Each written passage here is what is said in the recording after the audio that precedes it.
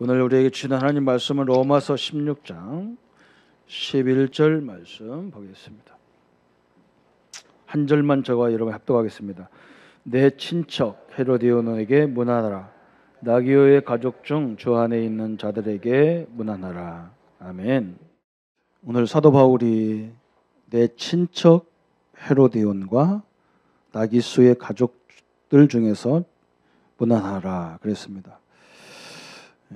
친척이다 그랬습니다. 헤로디온은 우리 복음을 제일 막았던 헤롯 대왕의 집안인 사람인데, 이런 집안에 있는 자기 친척이 헤롯 왕이고 복음을 싫어하고 막는 사람인데 생명을 걸고 이 복음 앞에 서는 그런 축복의 장면이 나오는 것입니다. 이 나기수는 누구냐? 그 황제의 문서 담당 특보였던 사람입니다. 이게 완전 신실한 사람이죠. 아무나 서류를 안 맡기잖아요. 그 문서를 담당하는 그 특보가 바울의 진실한 그 주 제자로 이렇게 인도받는 그런 장면입니다. 그래서 어떻게 이런 일이 있을 수 있을까? 이게 하나님의 역사가 아니고는 도저히 불가능한 일들이죠. 하나님은 곳곳에 어느 집안이든지 반대도 있지만 이렇게 복음을 위해서 예비된 사람이 다 숨겨져 있습니다. 그래서 우리가 이 사역만 제대로 해도 하나님의 큰 역사가 함께하도록 되어 있습니다. 그래서 오늘 보니까 내 친척 그랬고요, 주 안에 있는 자들, 나기수의 가족 중, 옛날에는 나기수의 권속 중 그랬거든요. 권속 중에 주 안에 있는 자들에게 문안하라 그랬습니다. 참 주 안에서라는 말이 참 중요하거든요. 그래서 우리 칼빈 목사님이 이 창세기 3장 이후에 우리 인간을 어떻게 표현했냐면요, 이렇게 표현했어요. 서론에 이 배를 가지고 설명했어요. 배.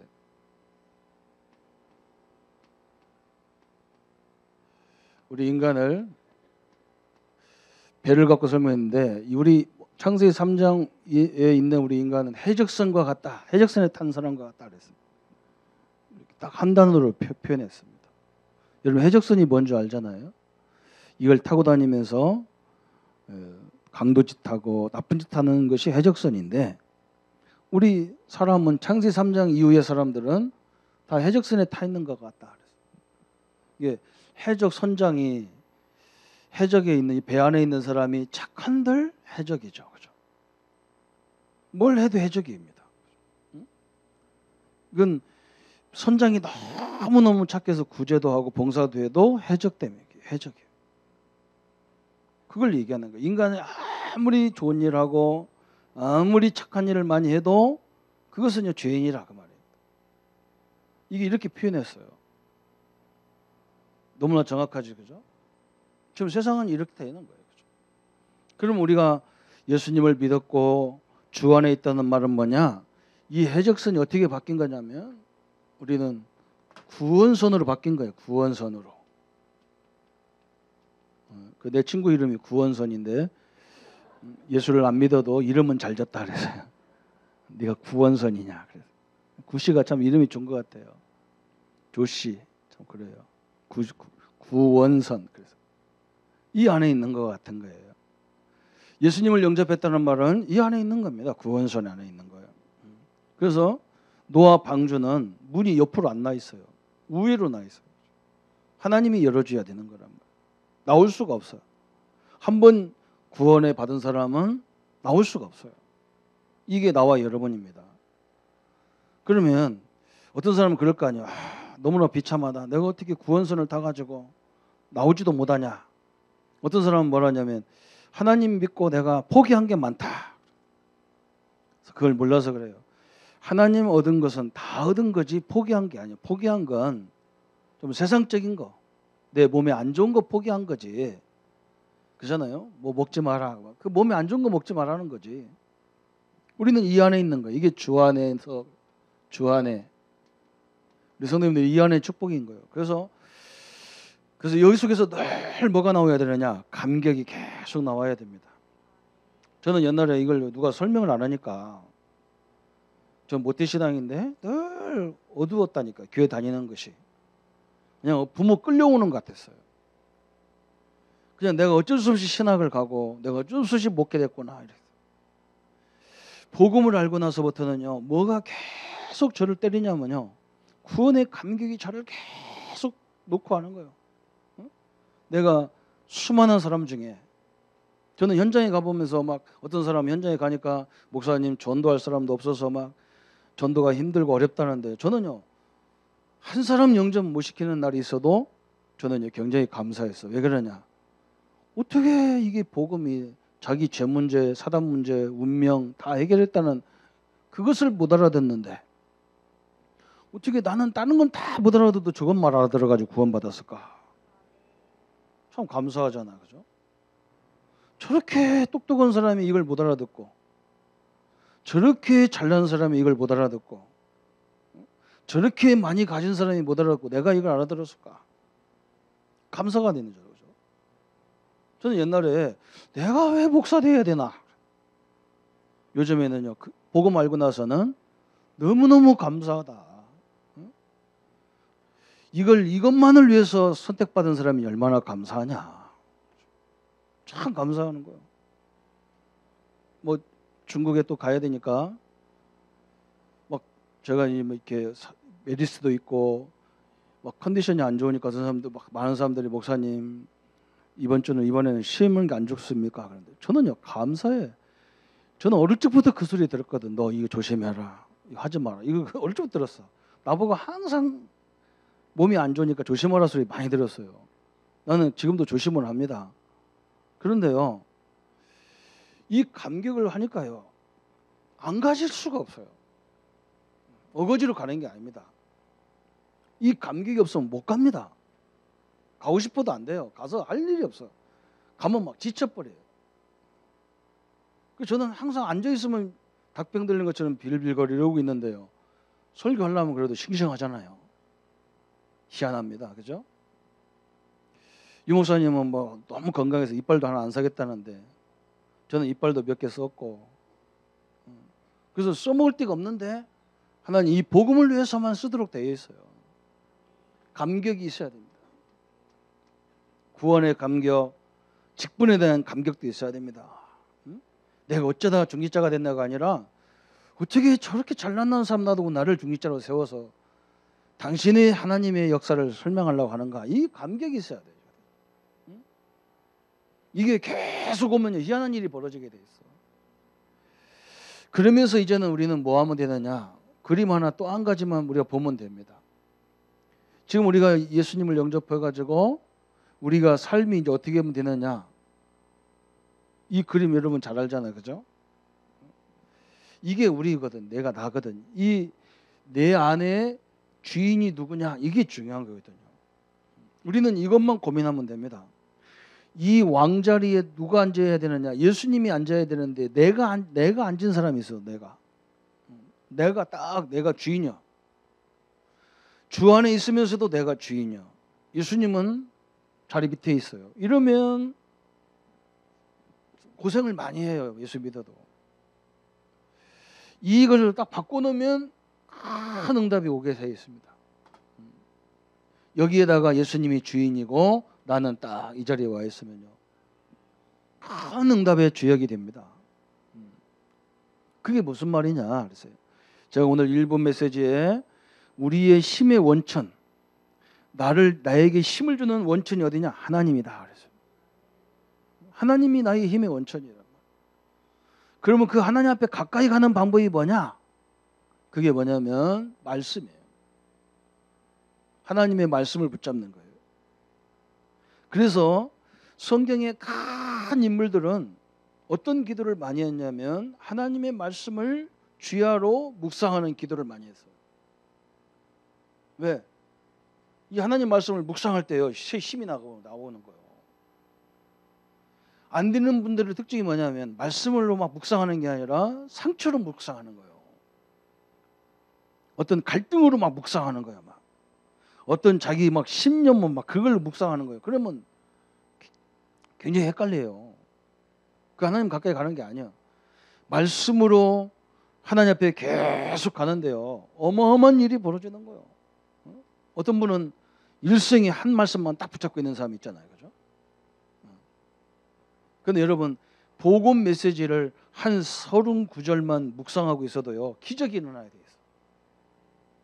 이게 지금 우리가 하고 있는 그 원리예요. 그죠? 요게 주 안에 있는, 주 안에 있는. 우리는 모든 여기 성도님들은 거의 대부분 제가 볼 때는 예수님을 분명히 영접하고 오신 분들이기 때문에 여러분은 주 안에 있는 분들이고, 이제는 뭐냐? 내가 주인이 아니고 하나님이 주인이란 말이에요. 그래서 예레미야 33장 2절에 그랬잖아요. 이 일을 행하는 것도 누구냐? 예레미야가 막 시대 때리고 막 억울하게 잡혀오니까 막 얼마나 답답하겠어. 그죠? 예레미야가 막 부르짖으니까 하나님 뭐라고 하냐? 예레미야야, 이 일을 행하는 것이 누구냐?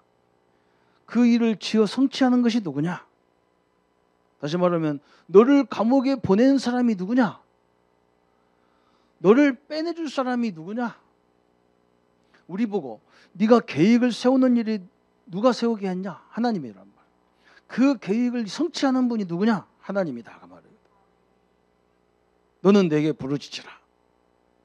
어마어마한 얘기죠. 그러면 네가 알지 못하는 크고 비밀한 일이 보이리라. 그게 이거예요. 우리 성도님들은 한 가지만 조심하면 되거든. 내가 예수님을 영접했는데 왜 문제가 옵니까? 그게 문제가 아니라니까요. 그게 바로 내가 주인이면 문제지만 하나님이 주인이면 그 문제를 능히 이길 수도 있고, 그 문제 속에 하나님의 계획이 다 숨겨져 있는 겁니다. 저는 우리나라에 이런 어려움이 있지만 저는요, 우리나라를 더 단단하게 견고하게 이런 또 재앙을 이길 수 있는 하나님이 훈련을 많이 시켰다고 봅니다. 그죠? 저는 그렇게 확신합니다. 그래서 앞으로 이제 이런 일이 또 오면 또 우리가 대처를 잘하겠죠. 걱정할 거 없습니다. 너무 두려워할 것도 없고요. 두려워하는 그 자체가 문제거든요. 이 질병보다 더 큰 문제가 그거 불신앙이거든요. 그래서 오늘 이 초대교회가 무엇 때문에 이렇게 그렇게 하지 말라는 거 죽인다는데도 이렇게 큰 응답을 받았느냐 그래서요. 이분들이 주 안에서 가진 것이 있습니다. 뭘 가졌냐? 이게 중요하잖아요. 예수님의 공생애 속에서 주신 말씀 언약들을 정확히 갖고 있었습니다.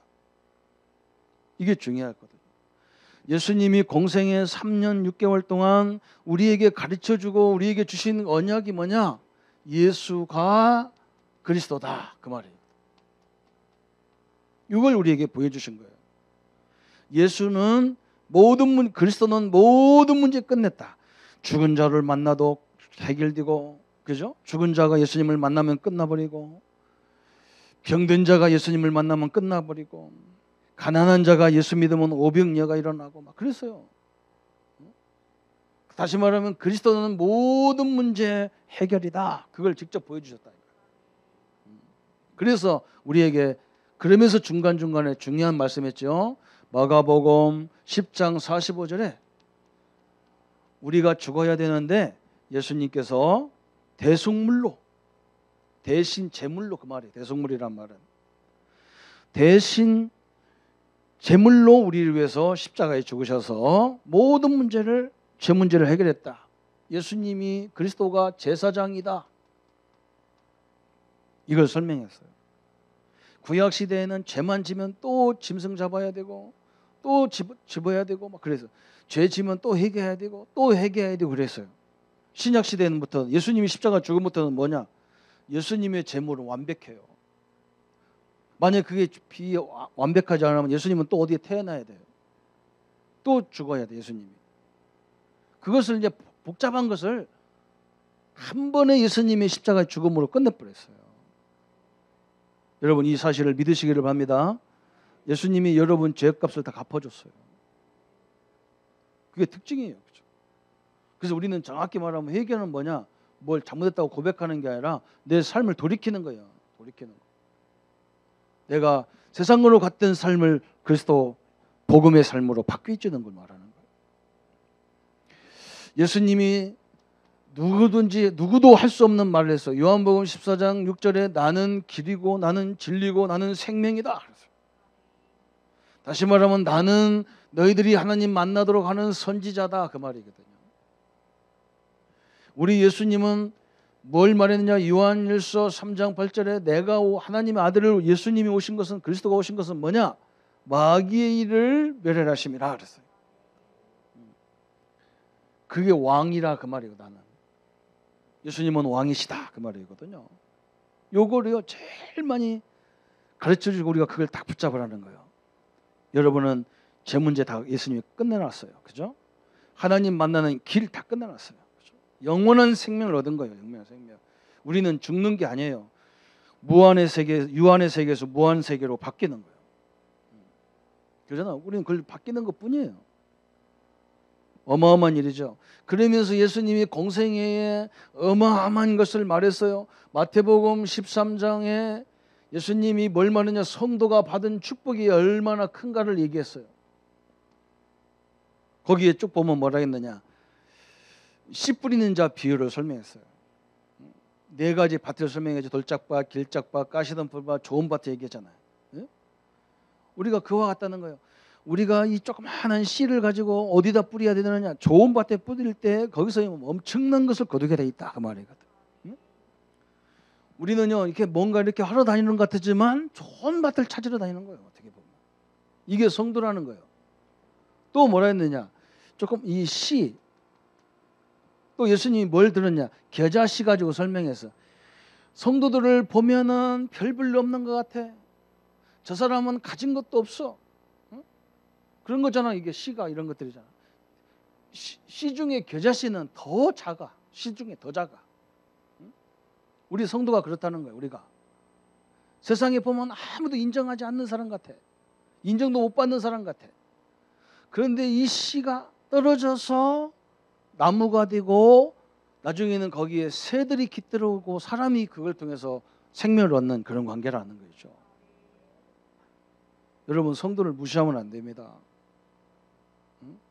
옆 사람 보면은 딱 쳐다보니까 보는 순간에 고개가 딱 돌아오는 사람도 있잖아, 그죠? 그게 아니야, 그게 아니라는 거죠. 그래서 성도를 무시하는 건요, 진짜 그 사람 몰라서 그래요. 이거라는 거예요, 겨자씨 같다는 거예요. 세상에서는 아무도 인정하지 않는데 그게 좋은 밭에 딱 떨어지면요, 나무가 되는 거예요. 이게 신자라는 거예요. 참 얼마나 대단한 겁니까? 그러면서 또 뭘 설명했냐? 누룩과 같다는 거예요. 누룩. 씨보다 더 작은 거예요. 누룩은 사실은 뭉쳐놔서 보이지, 흩어놓으면 몸지 같은 거예요. 보이지도 않아요.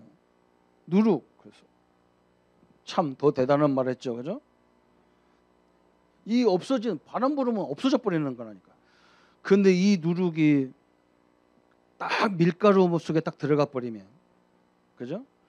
이게 탁 부풀어져 가지고 빵이 되는 거예요. 막. 여러분 이거라는 거예요, 신자가. 여러분 옆에 있는 사람이 다 그런 사람들이라. 이게 지금 때를 잘못 만났지. 진짜 좋은 밭 만나면 이게 끝나버리는 거예요. 끝나버려. 그렇잖아요. 아직 그 밀가루를 안 만난 거예요. 밀가루 아직 안 만났어. 만나면 그때부터는 정신이 하나도 없어요. 우리가 신앙생활하는 것이 그런 것 같다는 거예요. 막 고생하는 것 같은 거예요. 고생하는 거. 그렇지 않다는 거예요. 보아밭이라고 해요. 보아밭. 이스라엘 사람들은 전쟁이 많으니까 보아 자기네 집에 재산이 많잖아요. 이걸 땅에다 묻어놓고 갔다니까. 땅에다 자기들만 하는데 딱 묻어놨어. 가서 식구들 다 죽었어. 딴 사람이 그걸 땅을 차지해가지고 경작을 하는 거예요. 자기는 돈이 많기 때문에 자기가 일을 않잖아요. 일꾼들을 일 시켰는데 다른 집에 와서 일꾼이 와가지고 밭을 갈다 보니까 밭에 뭐가 탁 걸려, 전기에 걸려 보니까 막 보아가 큰 상자가 들어 있는 거예요. 랩런트를 잘 알고 그거 보거든. 조용히 와가지고 응? 가서 주인한테 알려주면 안 돼. 조용히 가가지고 아저씨 이걸 팔으세요. 그 사람이 그러면 이걸 팔으라고. 주인이 왜 파냐? 내가 그 땅을 왜 파냐? 나 필요 없어, 안 팔아. 아니 내가 꼭 뭐 하려고 하니까 막 내가 비싸게 사장님이 다 달라는데 다 줄 테니까 팔으라고. 왜? 대출 받아서 해도 여기 땅이 여기 더 많아. 보아가 10분의 1도 안 돼. 대출금이 10분. 엄청나게 많은 거예요. 그게 바로 신앙이라는 거예요. 이렇게 믿어집니까? 내가 오늘 재수없이 오늘 교회 나와가지고 어떤 사람은 그러잖아요. 내가 저놈의 옆번대 때문에 왔다고 그러잖아요. 보아밭입니다. 보아밭. 또 뭐라 했느냐? 진주와 같다는 거예요. 진주. 그죠? 여러분 공항 같은 데 가보면요. 유대인들이 다녀요. 그 사람들은요. 항상 007 가방 딱 튼튼한 007 가방 딱 들고 다녀. 왜 그러냐? 그 속에 중요한 게 있어서 그래요. 어떤 사람은 막 세 줄로 감아놔서 가방하고 지 손하고 그걸 뺏어가려면 손 끌고 가야 돼. 유대인들은 다니면서 뭐 하느냐? 좋은 보화를 찾는 거예요. 그래가지고 이거 하나 팔면 1년이고 10년이고 먹고 사는 거 그런 장사를 한다니까. 유대인들은 장사가 그래요. 세계 다니면서 그것만 찾는 거라. 좋은 보화 그냥. 옛날에 그냥 아프리카 사람들이 다이아몬드의 중요성을 몰라가지고 다이아몬드 여서 바꿔 먹었잖아요. 그런 거 딱 하나만 주스면 이거냐 몇십 년을 먹고 사는 거예요. 그렇겠죠. 신앙이 그렇다는 거예요. 그렇죠? 진주와 같다는 거예요. 진주와 같다는 거예요. 이걸 알아보는 사람이 없어서 그래 지금.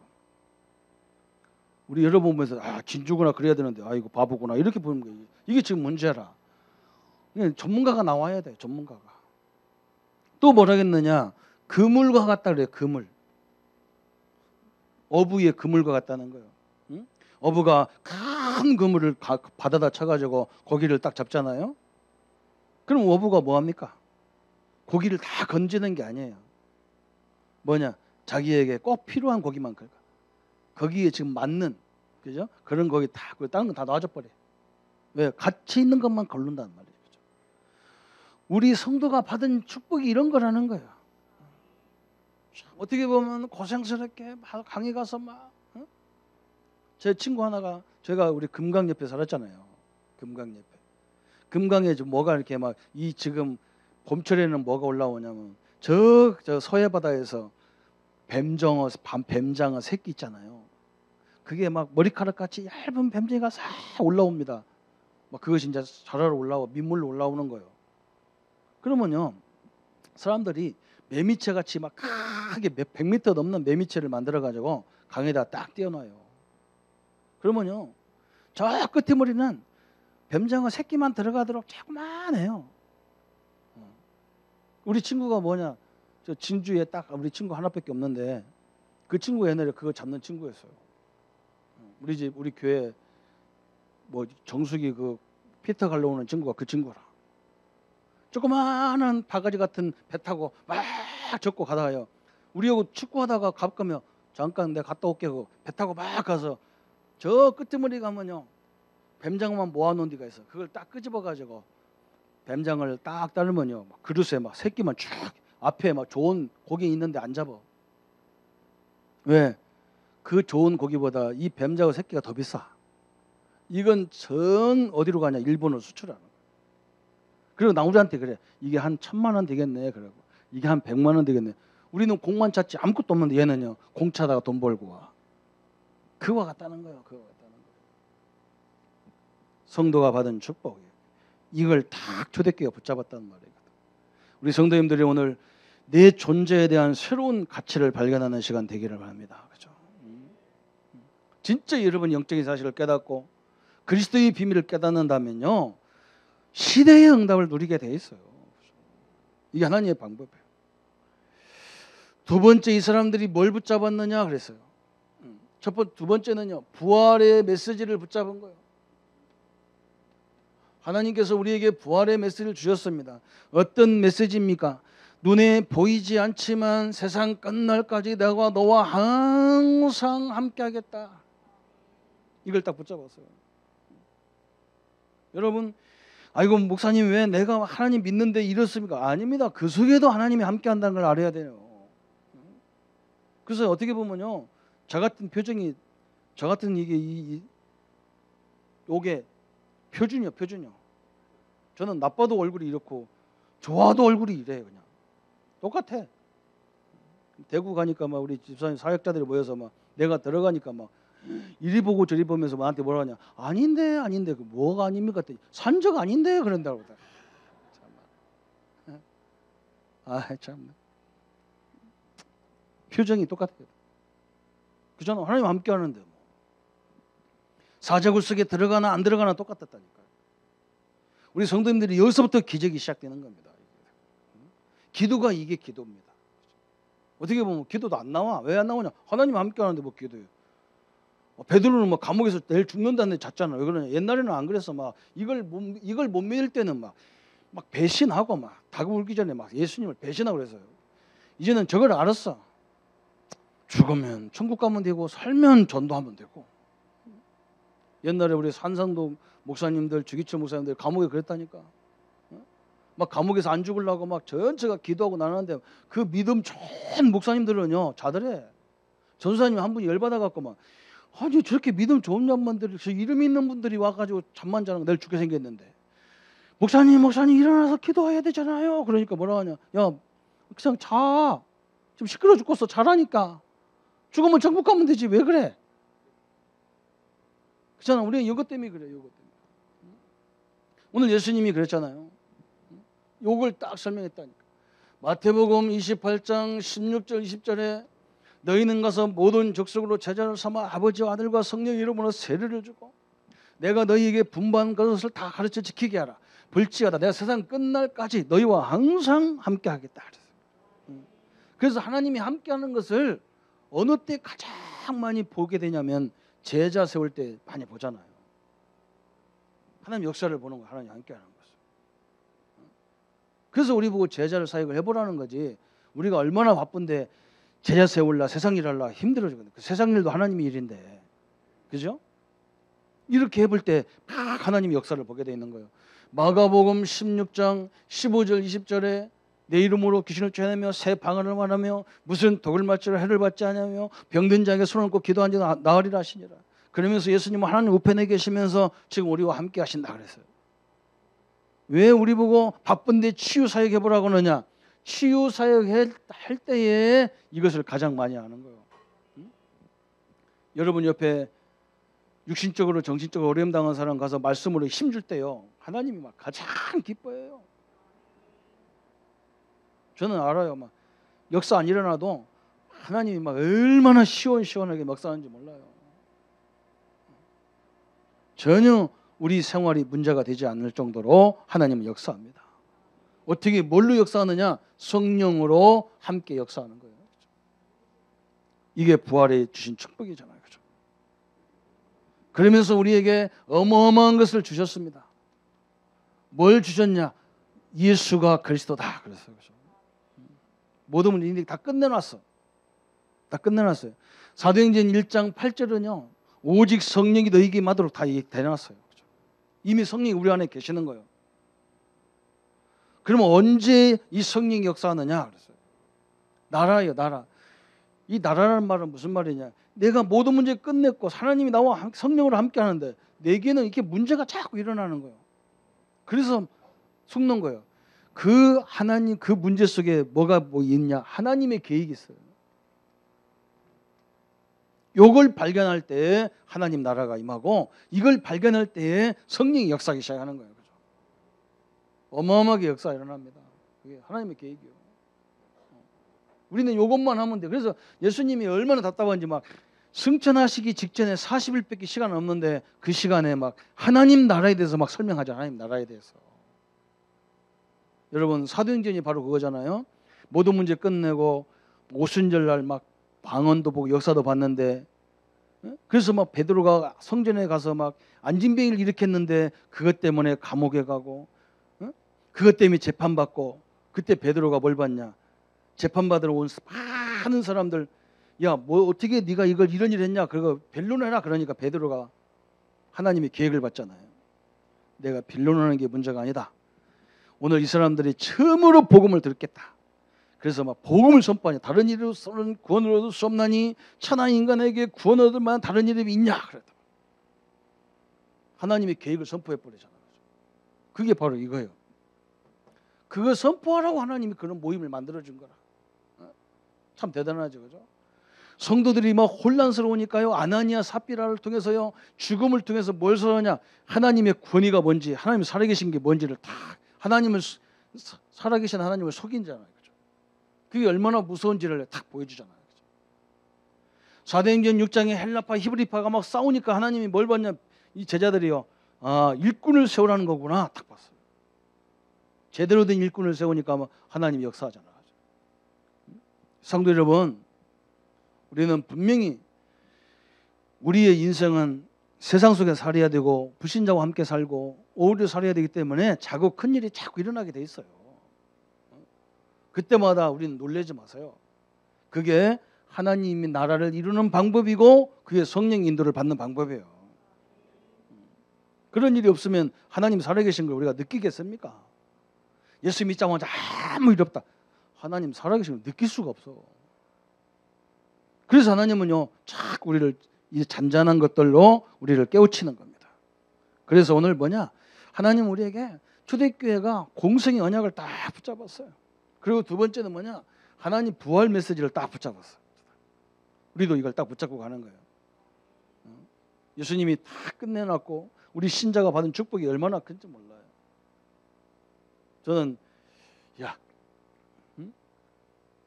이게 제대로 깨달아지면 막 어마어마한 일이 벌어지잖아요. 그게 성경이거든. 막 무디 목사님은 막 학교도 안 다녔었는데 은혜 받으니까 이게 막 대역사가 시작돼 버리는 거예요.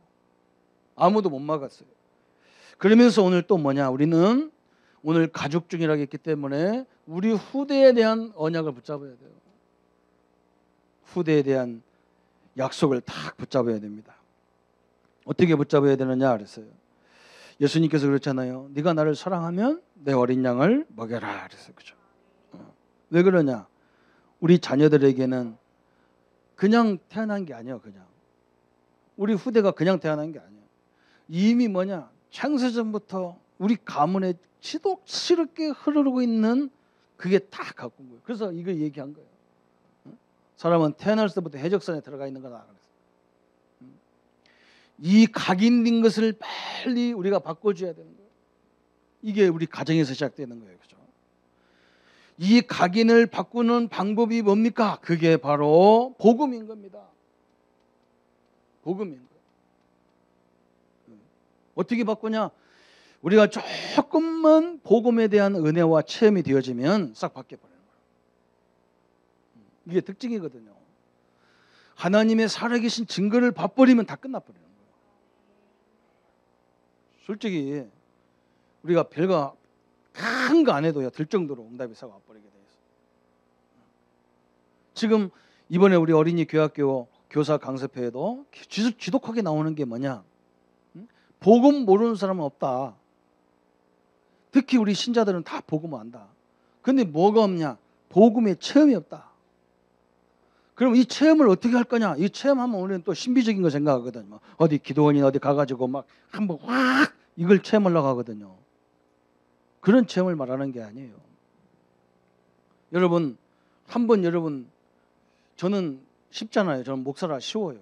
뭐가 쉽냐면 제가 훈련 중에 목사님이 계속 뭐라 하냐? 당신은 뭐 때문에 목사 되냐? 너는 뭐 때문에 전도하냐? 이걸 계속 얘기하시는 거예요. 그렇죠? 한번 생각해 보세요. 내가 진짜 뭐 때문에 목회합니까?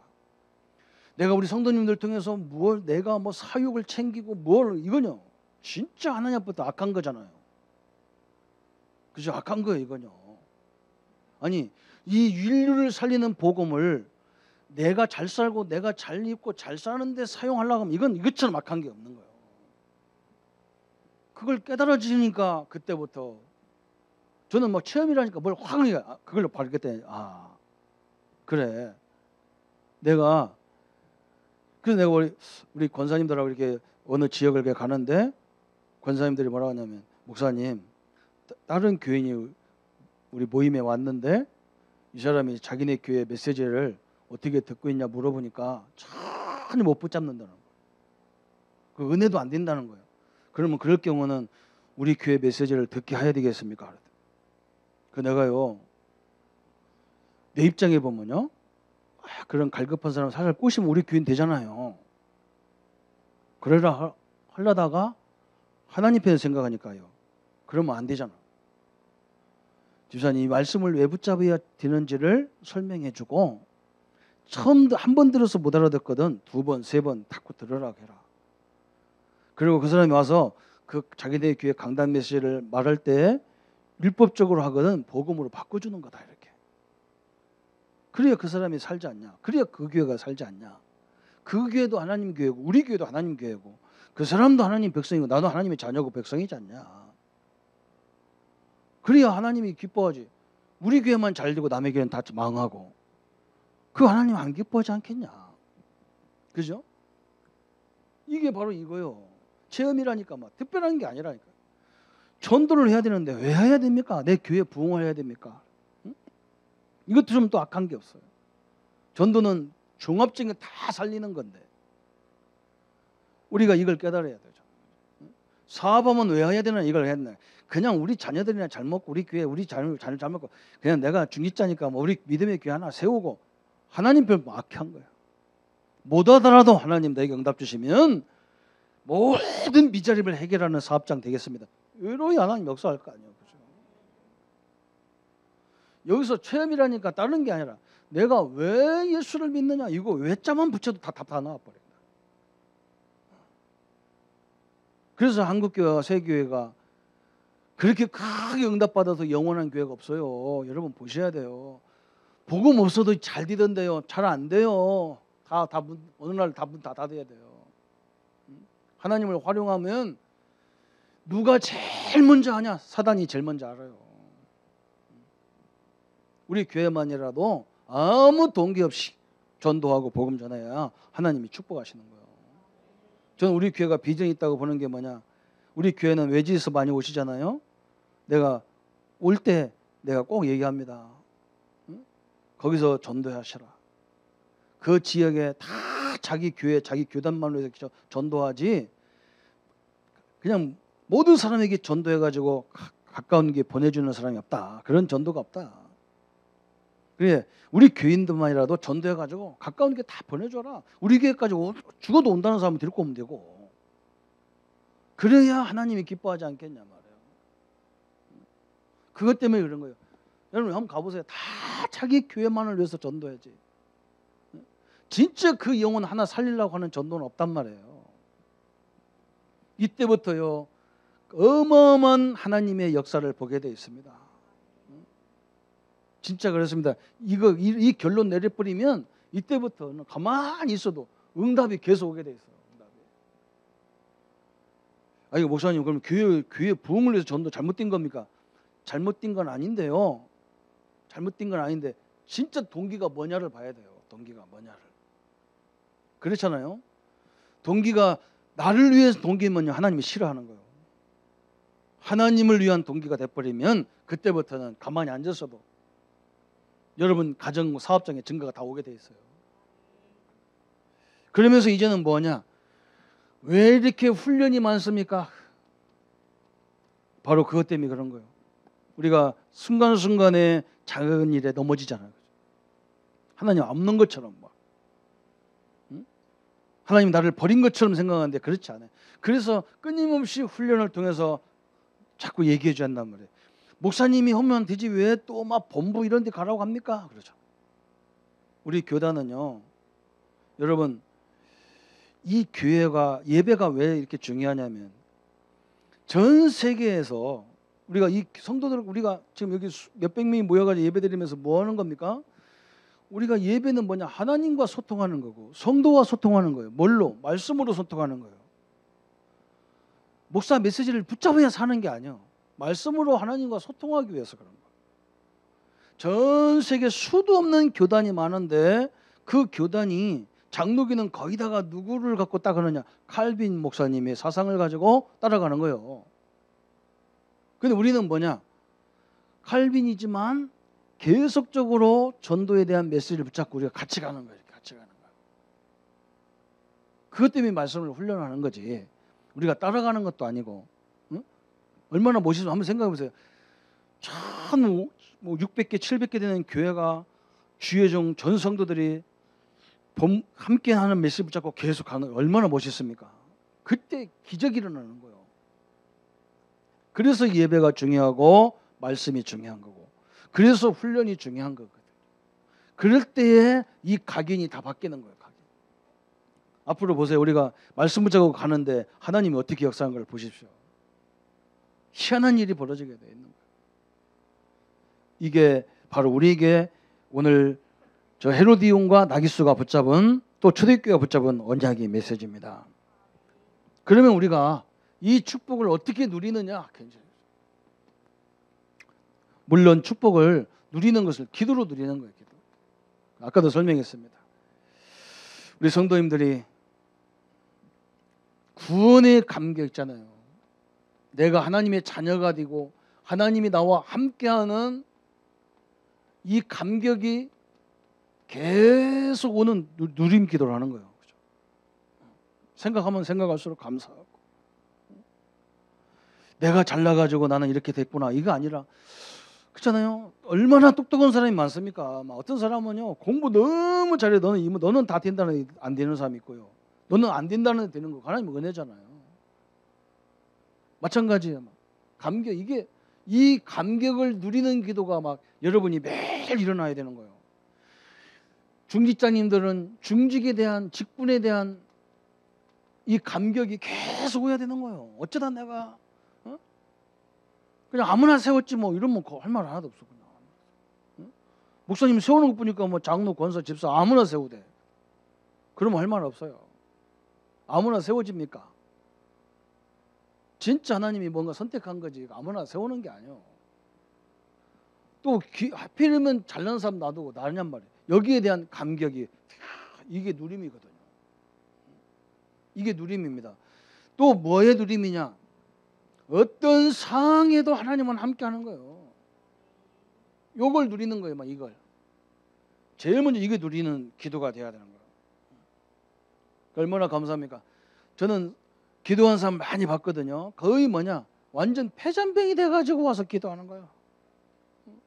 그리고 기도할 때는 막 신이 나서 막 나가라 들어가라 막 잡는 기도 막 다 하고요. 나갈 때 보면 또 힘 다 빠져갖고 나가는 거예요. 앉는 것보다는 더 좋기 때문에 내두는지, 솔직히 기도 안 해. 그건 기도 안 하는 게 나서요. 이 감격 있고 이 정체성 있고 막 이 감사가 넘치는 사람이 와가지고 그냥 몇 분 안 해도 막 주 예수를 막 명하노니 그러면 끝나버리는 거예요. 이것이 되는 사람들이 함께하는 기도가 돼야 되는 거예요. 함께하는 기도. 이때는 막 대역사가 시작되는 거예요. 그렇잖아요, 그죠? 이번에 우리 여자 축구팀들이요 16강에 올라갔어요. 이제 프랑스만 이기면 또 8강에 올라가 그래요. 근데 내가 보니까 이번에 가능성이 있을 것 같아요. 옛날에는 보니까 막 헛발질이 막 밥 먹듯이 하고 막 그래요. 요즘 보니까 막 눈이 반짝반짝해. 우리도 한다는 거예요. 막 한다는 거예요. 그게 되는 거지. 처음부터 힘 빠져가지고 헛발질 해갖고 막 지면 집에 가면 되지 뭐. 그러면 가나마나요. 가나마나. 그렇잖아요, 그죠? 성도 내가 그걸 딱 알아요. 다 보세요. 감격이 쫙 있는 사람들이 모이면요 다 통해버려. 얘기 안 해도 돼. 다 통해요. 이걸 말하는 거예요. 우리는 요거 없어도 요거 잘하면 믿음 좋다고 얘기한 거예요. 그냥 안 되는 거예요. 그냥 맨날 해도 맨날 고생스러운 거예요. 그래서 제가 막 기도로 와서 막 요런 조금 요거 반대되는 개념이 나오면 나한테 되게 혼나는 거예요. 욕 막 기도하기 전에 욕부터 먹고 한다고. 제가 제일 제가 좀 대전 사람이잖아요. 그래서 야구팀 한화를 좋아해요. 한화. 근데 이번에 72살 먹은 김성근 감독이 왔어요. 옛날에 한화팀 쳐다보면요 진짜 충청도 본토백이라. 저도 상관없고 이게도 상관없고. 이것들이 그래. 나 참 답답해 죽겠다 내가. 참 유명한 감독 우리나라 또 대표적인 감독이 오셔가 저번에 하면서 뭐라 하냐, 누구도 없고 이거 없다고만 하잖아, 그죠? 이번에 할아버지가 오시더니 그냥 맨날 빙고를 쳐가지고 막 12시고 2시고 막 새벽 2시까지 치니까 막 이만 쭉 들어가는 거야. 애들 근성이 들어갔어. 무슨 근성? 이 근성이 들어갔어. 제가 우리 교인들 이렇게 만드는 훈련이 있으면 좋겠어. 그냥. 어째 감격이 없냔 말이죠. 천지가 감격이잖아요. 그런 사람이 붙어야 되는 거예요. 붙어야 되는 거예요. 그때부터 막 기적이 일어나는 거예요. 그러면 여기다 이제 조금 뭐가 이제 내가 하는 일과 당한 그런 거 환경을 가지고 조금 깊은 기도로 들어가 버리면 기적이 일어나는 거예요. 그때부터는 이렇게 되는 거죠, 그죠? 순서를 바꾸면 안 돼요. 감격이 다 와야 됩니다. 내가 개혁교단이라는 이 자부심이 다 있어야 되는 거예요. 제가 우리 중국에서 우리 전도사님, 권사님 막 얼마나 나한테 꾸지람들이 들었는지 몰라. 왜 그러냐? 중국이라는 나라는 막 세계 지금 미국하고 다투는데 막 이게 와서 보니까 막 그런 수준이 아니야 그냥 막. 한국 사람이 조금만 뭐하면 마음에 상처받아서 그래가지고 얼마나 혼나는지 몰라. 근데 요즘엔 조금 이제 그 눈이 좀 반짝반짝해지니까 하나님이 문을 많이 열어요. 틀림없이 그래요. 여러분 우리와 전도자들의 차이점이 바로 이거예요. 이게 계속 와야 돼. 이게 오면요 어느 정도 오면 되느냐? 목사님이 훌륭해도 괜찮고 안 훌륭해도 괜찮고 심지어는 목사가 있어도 괜찮고 없어도 괜찮을 정도로.